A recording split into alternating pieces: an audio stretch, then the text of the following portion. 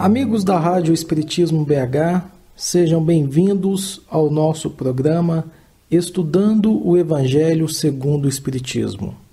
Eu sou Valdir Pedrosa e estou aqui para continuar com vocês o nosso estudo sobre o capítulo 11, Amar o Próximo como a Si Mesmo. Vamos trazer hoje 3 máximas de Jesus, destacadas por Allan Kardec logo no início deste capítulo, que nos ajudarão a entender melhor o conceito de amor ensinado e exemplificado por Jesus. A primeira passagem se encontra no capítulo 22 do Evangelho de Jesus segundo Mateus, versículos 34 a 40. Abre aspas. Os fariseus, tendo sabido que ele tapara a boca dos saduceus, reuniram-se e um deles, que era doutor da lei, para o tentar, propôs-lhe esta questão: Mestre, qual o mandamento maior da lei? E Jesus respondeu: Amarás o Senhor teu Deus de todo o teu coração, de toda a tua alma e de todo o teu espírito. Este o maior e o primeiro mandamento. E aqui tendes o segundo, semelhante a este: amarás o teu próximo como a ti mesmo. Toda a lei e os profetas se acham contidos nesses 2 mandamentos. Fecha aspas. Jesus, nesta passagem, nos mostra que o maior mandamento da lei divina pode ser dividido em 2 partes que se completam. A primeira parte é amarmos a Deus com todas as nossas forças, de todo o nosso coração, de toda a nossa alma, de todo o nosso espírito, de toda a nossa mente. Enfim, é amar o nosso Pai, o nosso Criador, com todo o nosso ser. E a segunda parte do maior mandamento da lei é amar o nosso próximo como nós nos amamos. Ora, se nós queremos o que há de melhor para nós, se queremos o bem para nós, também devemos querer o bem, também devemos querer o bom, o belo para o nosso próximo. É a expressão máxima da caridade. Vejam, meus irmãos, que Jesus parece que ele já estava adivinhando que os homens seriam incapazes de decorar os 10 mandamentos que Moisés havia recebido no Monte Sinai. E assim, para que nós não tivéssemos a desculpa de que 10 mandamentos seriam muitos para decorarmos, ele resume tudo em apenas 2 mandamentos: o amor ao Pai e o amor ao próximo. Logo em seguida, Allan Kardec nos traz o versículo 12 do capítulo 7 do Evangelho de Jesus segundo Mateus, onde Jesus diz assim, abre aspas, fazei aos homens tudo o que queirais que eles vos façam, pois é nisto que consistem a lei e os profetas. Fecha aspas.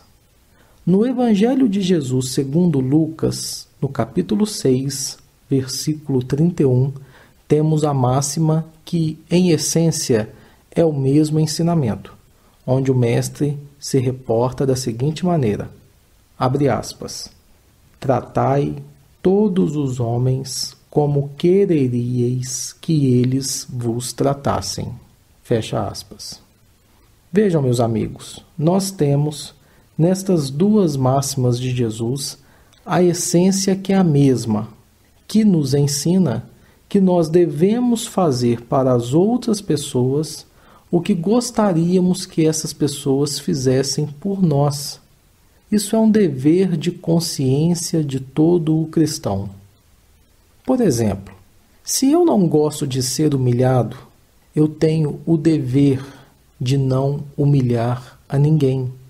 Se eu não gosto que as pessoas me tratem mal, eu tenho também o dever cristão de não tratar mal a ninguém. Se eu gosto que as pessoas me tratem com educação, com carinho, com respeito, eu também tenho que tratar as pessoas com carinho, com educação e com respeito. Imagine, meu amigo, você que me ouve agora, neste momento, imagine se todos os homens, todas as mulheres, crianças, idosos, se todos nós nos tratássemos da forma como gostaríamos que os outros nos tratassem. O mundo seria uma maravilha. Nós não teríamos campo aberto para o egoísmo, para o orgulho, para a inveja, para a vaidade. Vejam como que os ensinamentos de Jesus visam a melhoria das relações sociais e, por conseguinte, o banimento do orgulho e do egoísmo, que são as duas principais chagas morais da humanidade.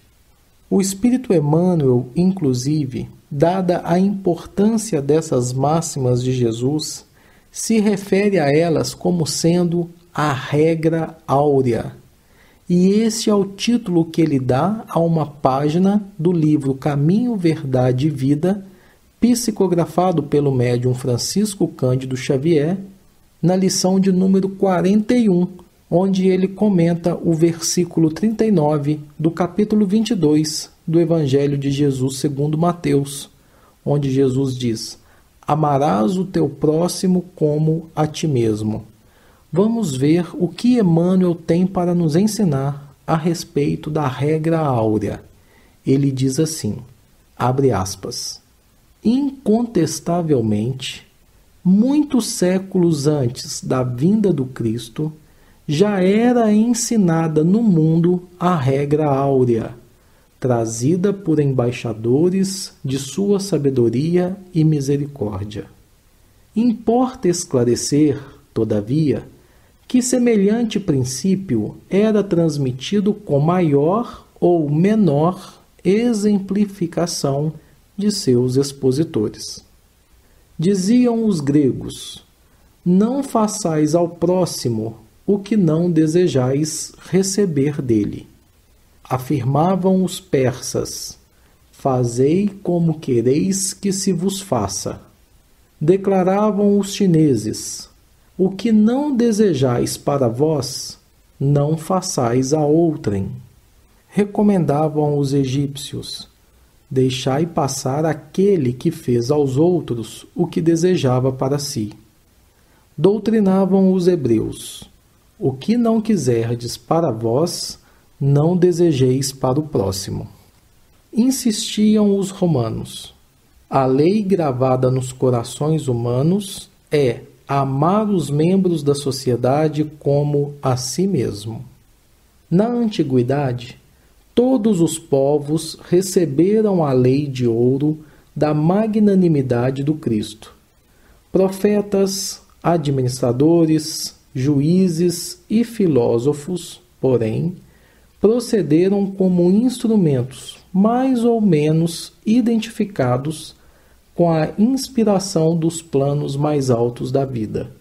Suas figuras apagaram-se no recinto dos templos iniciáticos ou confundiram-se na tela do tempo em vista de seus testemunhos fragmentários.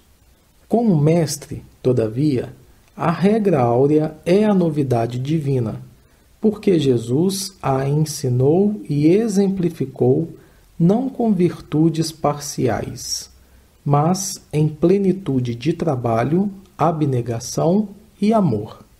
A claridade das praças públicas, revelando-se aos olhos da humanidade inteira. Fecha aspas.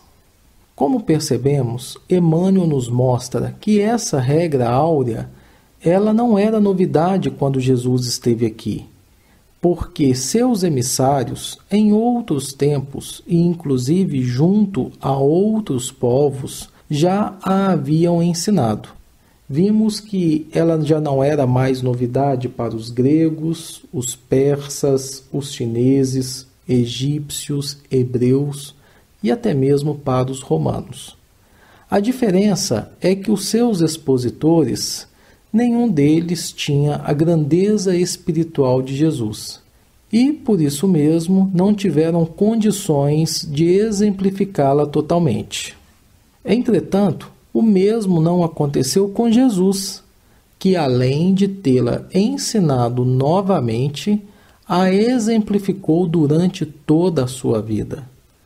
A vida do Mestre foi, na verdade, um grande hino de amor ao Pai Celestial e ao próximo.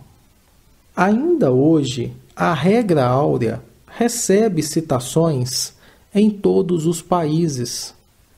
Talvez este seja o ensinamento de Jesus mais repetido nas agremiações cristãs, sejam elas igrejas católicas, templos evangélicos ou casas espíritas. Contudo, pelo que podemos perceber na sociedade em que vivemos, talvez seja este também, dentre os ensinamentos de Jesus, aquele que é menos praticado.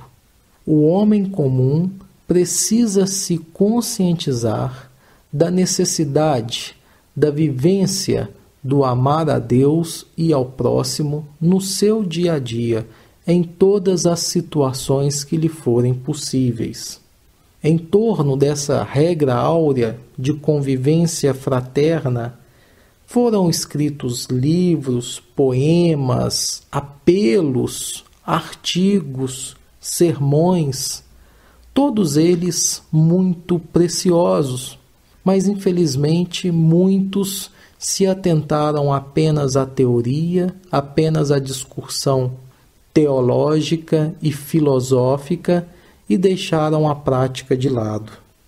Raras são as pessoas que se lembram do primeiro passo necessário para que se desvele toda a grandeza dessa regra áurea, de amar ao próximo como a si mesmo, de amar a Deus acima de todas as coisas, de fazer ao próximo aquilo que gostaríamos que o próximo nos fizesse. Que primeiro passo é esse? É que nós não podemos reclamar a ajuda dos outros sem antes prestarmos o nosso auxílio. Se quisermos o auxílio de alguém, antes é necessário, é justo que nós prestemos o nosso auxílio. É assim que funciona a lei de cooperação que vige em todo o universo. Clarencio, no livro Nosso Lar, ensina que é da lei que aquele que não coopera também não está apto a receber cooperação dos demais. Não será lícito exigir a desculpa de alguém sem que antes nós saibamos desculpar. Quando somos convidados a compreender esses princípios, muitos dizem, não posso. Ou então, quando somos convidados a auxiliar, respondemos, ainda não estou preparado, ainda não me sinto em condições. Só que, via de regra, nos esquecemos de que amanhã, dentro do que preconiza a lei de causa e efeito, amanhã talvez nós sejamos os necessitados, talvez sejamos os réus, os carecentes de perdão e de socorro. Talvez não suplicaremos tais bênçãos para nós mesmos, mas sim em benefício daqueles que amamos. E aí, se não tivermos algo para justificar o nosso pedido, se não tivermos prestado o socorro eficiente, se não tivermos aprendido a perdoar e a auxiliar, como é que vamos exigir da vida? Como é que vamos exigir de Deus ou dos nossos semelhantes que nos auxiliem e que nos perdoem, se nós mesmos ainda não aprendemos o valor de tais ações? Todavia, meus irmãos, se existe um exemplo que podemos invocar como bússola a nortear os nossos passos, sem dúvida alguma, é o nosso Mestre Jesus Cristo, o homem de Nazaré. Por quê? Porque ao percorrermos as páginas do Evangelho, que nos trazem o relato de sua vida, de suas ações, de seus pensamentos, vamos verificar que o Mestre, ele faz o bem totalmente despreocupado das considerações humanas. Ele alivia as enfermidades, as dores, os sofrimentos, sem esperar qualquer tipo de pagamento ou de retribuição. Ele acende a esperança no coração dos homens, sem esperar que os homens lhe peçam por isso. E além disso, Jesus perdoa espontaneamente a todos aqueles que injuriam e apedrejam, e não lhes aguarda qualquer tipo de retribuição. É com ele que precisamos aprender. Trazer para o nosso dia a dia esses ensinamentos. Nós devemos sim venerar essa regra áurea e devemos também estender o espírito de amor divino de que ela é tocada. Mas não podemos nos esquecer de que ela somente valerá para nós se lhe dermos a aplicação necessária em nossas vidas. Emmanuel diz que querer o bem é um impulso de todos, mas na prática daquilo que ele chama de estatuto sublime, é forçoso que sejamos nós quem se adiante a fazê-lo. Como cristãos, como espíritas, nós não podemos mais dizer que não sabemos que é assim que deve ser, pois Jesus já nos ensinou. E os espíritos superiores já reforçaram o ensinamento. Depende de nós agora. Depende única e exclusivamente de cada um de nós. Em O Evangelho segundo o Espiritismo, ao comentar estas máximas de Jesus, amar o próximo como a si mesmo, fazer pelos outros o que quereríamos que os outros fizessem por nós, Allan Kardec, o codificador da doutrina espírita, diz que esta é a expressão mais completa da caridade, porque resume todos os deveres do homem para com o próximo. A esse respeito, Allan Kardec ainda se expressa da seguinte forma, abre aspas, não podemos encontrar guia mais seguro a tal respeito que tomar para padrão do que devemos fazer aos outros aquilo que para nós desejamos. Com que direito exigiríamos dos nossos semelhantes melhor proceder, mais indulgência, mais benevolência e devotamento para conosco do que os temos para com eles? A prática dessas máximas tende à destruição do egoísmo. Quando as adotarem para a regra de conduta e para a base de suas instituições, os homens compreenderão a verdadeira fraternidade e farão que entre eles reinem a paz e a justiça. Não mais haverá ódios nem dissensões, mas, tão somente, união, concórdia e benevolência mútua. Fecha aspas. Todos nós sabemos da importância do trabalho do Espírito Emmanuel para esse movimento de evangelização espírita do Brasil e, por que não dizer, do mundo também. Emmanuel foi o grande guia, o grande condutor do trabalho do médium Francisco Cândido Xavier.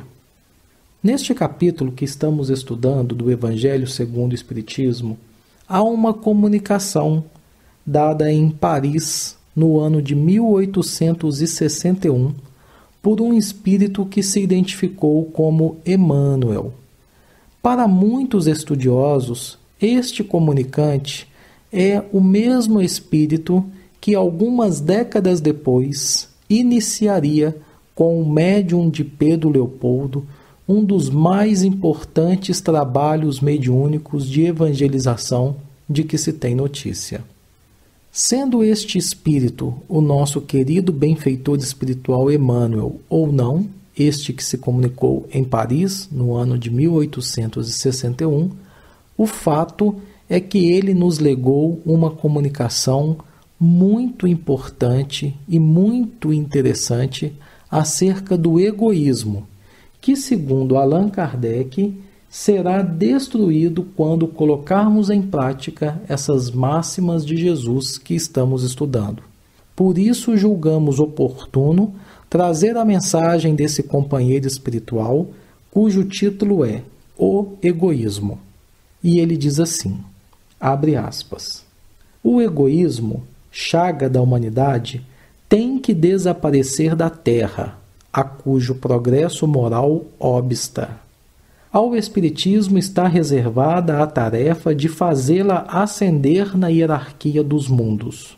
O egoísmo é, pois, o alvo para o qual todos os verdadeiros crentes devem apontar suas armas, dirigir suas forças, sua coragem. Digo coragem porque dela muito mais necessita cada um para vencer-se a si mesmo do que para vencer os outros. Que cada um, portanto, empregue todos os esforços a combatê-lo em si, certo de que esse monstro devorador de todas as inteligências, esse filho do orgulho, é o causador de todas as misérias do mundo terreno. É a negação da caridade e, por conseguinte, o maior obstáculo à felicidade dos homens. Jesus vos deu o exemplo da caridade e Pôncio Pilatos o do egoísmo, pois, quando o primeiro, o justo, vai percorrer as santas estações do seu martírio, o outro lava as mãos, dizendo, que me importa? Animou-se a dizer aos judeus, este homem é justo, por que o quereis crucificar? E, entretanto, deixa que o conduzam ao suplício. É a esse antagonismo entre a caridade e o egoísmo, à invasão do coração humano por essa lepra, que se deve atribuir o fato de não haver ainda o cristianismo desempenhado por completo a sua missão. Cabem-vos a vós, novos apóstolos da fé, que os espíritos superiores esclarecem, o encargo e o dever de extirpar esse mal, a fim de dar ao cristianismo toda a sua força e desobstruir o caminho dos pedrouços que lhe embaraçam a marcha. Expulsai da terra o egoísmo para que ela possa subir na escala dos mundos, porquanto já é tempo de a humanidade envergar sua veste viril, para o que cumpre que primeiramente o expilais dos vossos corações. Fecha aspas. Meus amigos, em nosso próximo programa, vamos fazer um estudo com base em O Livro dos Espíritos, um pouco mais aprofundado sobre o egoísmo. Ao identificarmos as causas do egoísmo e todos os males que ele traz para o nosso progresso, para a humanidade de uma forma geral, nós vamos perceber a importância de colocar em prática o ensinamento de Jesus de amar ao Pai Celeste sobre todas as coisas e ao próximo como a nós mesmos. Nós agradecemos a companhia de todos vocês e esperamos que estejam conosco na próxima semana para mais um estudo de O Evangelho segundo o Espiritismo.